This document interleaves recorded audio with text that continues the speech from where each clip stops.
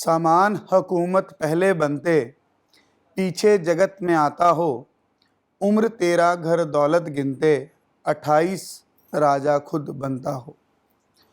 नमस्कार दोस्तों, आज हम बात करेंगे मंगल महाराज अगर भाव नंबर 9 पर आकर बैठ जाएं तो इंसान की ज़िंदगी में क्या बदलाव लाएंगे, उसके नेक और मंदे फलों पर भी चर्चा करेंगे।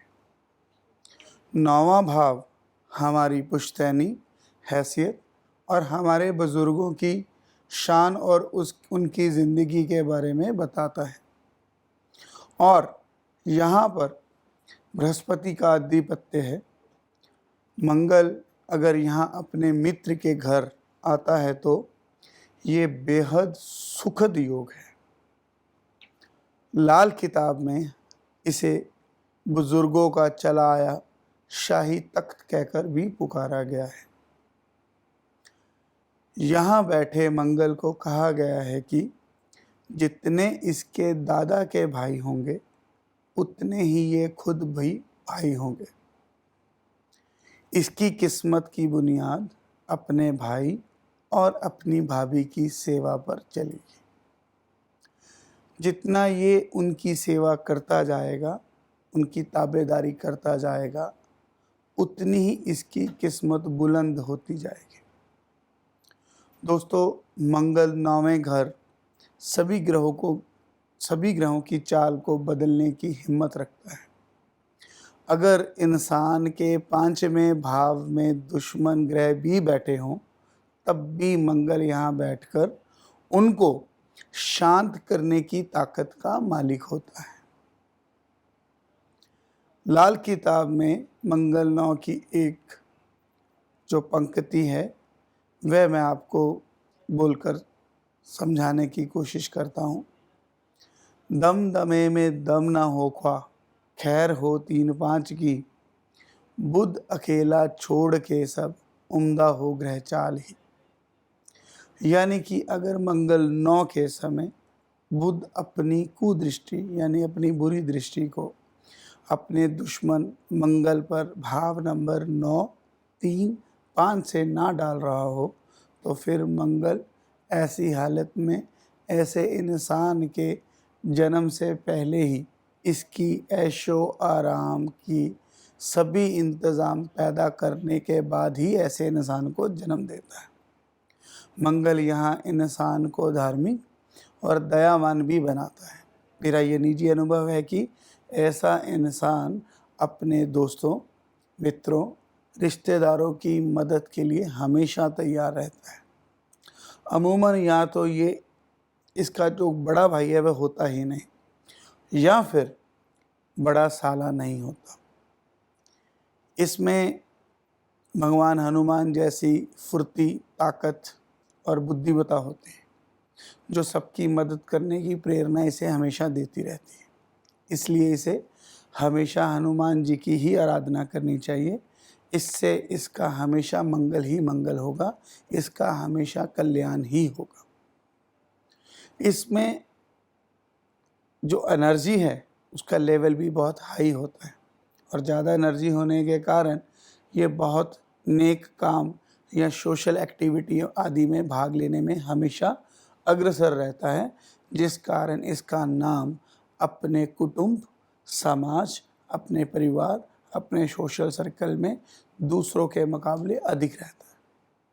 परंतु इसे एक बात हमेशा याद रखनी चाहिए कि लाल किताब कहती है कि अगर ये अपने भाइयों की सेवा करता रहे, उन्हें खुश रखे, उनके परिवार को खुश रखे, उनकी मदद करता रहे, यहाँ तक कि अगर उनकी गुलामी भी करे, खास करके अपने भाई और भाभी दोनों की, तो ऐसा इंसान जंगल में शेर की भांति राज करेगा। और अपने भाई का साथ मिल जाए तो ये अकेला शेर नहीं बल्कि 2 शेरों की जोड़ी कहलाएगा। और ऐसी जोड़ी जो अपने समाज, अपने शहर, अपने कारोबार में राज करेगी। परंतु अगर ये इंसान अपने भाइयों से ईर्ष्या करना शुरू कर दे, उनसे रिश्ते बिगाड़ ले, उनकी सहायता करनी बंद कर दे या उनसे द्वेष रखे या फिर उनका जाति या माली नुकसान करना शुरू कर दे, तो इस इंसान के खुद के बुरे दिन भी साथ ही शुरू हो जाएंगे। फिर ऐसे शेर को गीदड़ से मांग कर खाना पड़ेगा, ये शब्द लिखे हैं लाल किताब में ऐसे इंसान के लिए। इसकी नेचर घमंडी और स्वभाव गप्पी हो जाएगा। अगर ये अपने मंगल को खराब कर लेगा तो इसकी एजुकेशन भी अधूरी रह जाएगी। ऐसे ही हालात तब भी होंगे अगर ये इंसान भगवान की आराधना या धर्म कार्य छोड़कर नास्तिक हो जाए तो, या फिर दुश्मन ग्रहों जैसे कि बुध आदि की दृष्टि पड़ जाए। इन सब हालातों में ऐसे इंसान को उपाय करने से, या जो मैंने बातें आगे और आगे भी बताऊंगा या पहले बताई है, उन बातों में इसे आराम पहुंचेगा। अब बात करते हैं कि इसे ऐसे इंसान को क्या उपाय करना चाहिए। ऐसे इंसान को मीठा खुद भी खाना चाहिए और दूसरों को भी खिलाना चाहिए। मैंने पहले भी बताया, हनुमान जी की आराधना करना ऐसे इंसान को हमेशा नेक फल देगा। भाई और भाभी की सेवा ऐसे इंसान के लिए राजयोग पैदा करेगी। पीतल, जो घर के अंदर पीतल के पुश्तैनी बर्तन होते हैं, उनका उपयोग करना ऐसे इंसान के लिए लाभदायक रहेगा। ऐसे इंसान को अपने गुड लक के लिए हमेशा लाल रुमाल अपने पास रखना चाहिए। कभी कभी ऐसे इंसान को गुड़ और उसकी मिठाई मंदिर आदि में देते रहना चाहिए, खास करके जिस मिठाई का रंग लाल हो। ऐसे इंसान को वेपन, जो अभी बिजनेस की बात करें तो ऐसे इंसान को वेपन का, हथियारों का, तलवारों आदि का कारोबार करना भी नेक रहेगा। और किसी भी तरह के कोई भी आर्मी कॉन्ट्रैक्ट या पुलिस के साथ रिलेटेड कॉन्ट्रैक्ट इस इंसान को फ़ायदा देंगे। ड्राई फ्रूट वगैरह के अंदर बिजनेस करना, ड्राई फ्रूट का बिजनेस फल इनको अच्छा फल देगा। बीन्स आदि के, फलियां आदि के जो वेजिटेबल्स हैं वो इसे बेचने अच्छे रहेंगे। और तो और अगर ये आदमी मेडिकल के साथ रिलेटेड है तो ऐसे इंसान को ब्लड बैंक भी नफ़ा देगा। और इसके अलावा हॉस्पिटल के साथ संबंधित चीज़ें। दोस्तों, किसी भी तरह की चीज़ जिसका संबंध लाल रंग से हो उसका काम नेक होगा, जैसे कि फायर इक्विपमेंट्स, ब्लड बैंक, अनार या सेब जैसे काम आदि। अंत में दोस्तों, मेरी कोशिश हमेशा यही रही है कि आपको लाल किताब के उपाय और तरीक़ों का अधिक से अधिक ज्ञान मैं आपको दे सकूं। मैंने जो अनुभव किया है पिछले कई सालों में, और वैसे सब लोगों को इसका पता भी है कि मंगल का जो संबंध है वो खून से रहता है, और दुनिया की हर जो बीमारी है उसका पता डॉक्टर खून के टेस्ट वगैरह करके, एग्ज़ामिन करके ही लगाते हैं ज़्यादातर। इसलिए आपको मैं ये बताना चाहूँगा कि अगर किसी भी बीमारी के समय जो किए गए लाल किताब के उपाय हैं आपको उस कष्ट में से बाहर निकालने के लिए कभी कभी दवा से भी ज़्यादा जल्दी राहत देते हैं।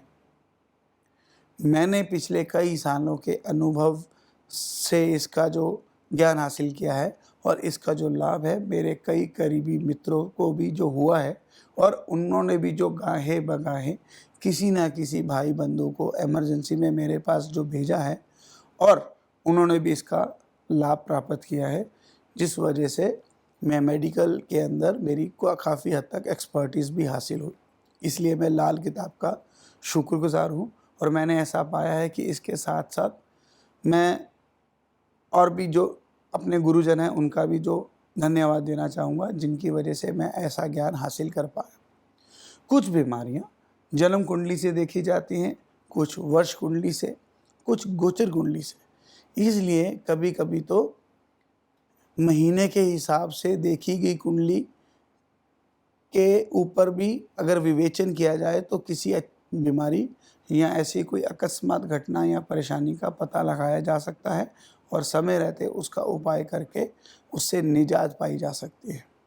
दोस्तों, कोई भी एक अच्छा लाल किताब का जानकार आपकी इस विषय पे मदद कर सकता है। ये बात आपको हमेशा याद करनी चाहिए, रखनी चाहिए। और साथ-साथ मैं आपसे आशा करता हूँ कि आपका हमारा ये जो प्रयास है ये आपको अच्छा लगा होगा। बहुत जल्दी हम नए एपिसोड में नए टॉपिक पे चर्चा करेंगे। तब तक हमारे इस चैनल को सब्सक्राइब करना मत भूलिएगा। अपना प्यार और आशीर्वाद हमारा हमेशा बनाए रखिए। धन्यवाद।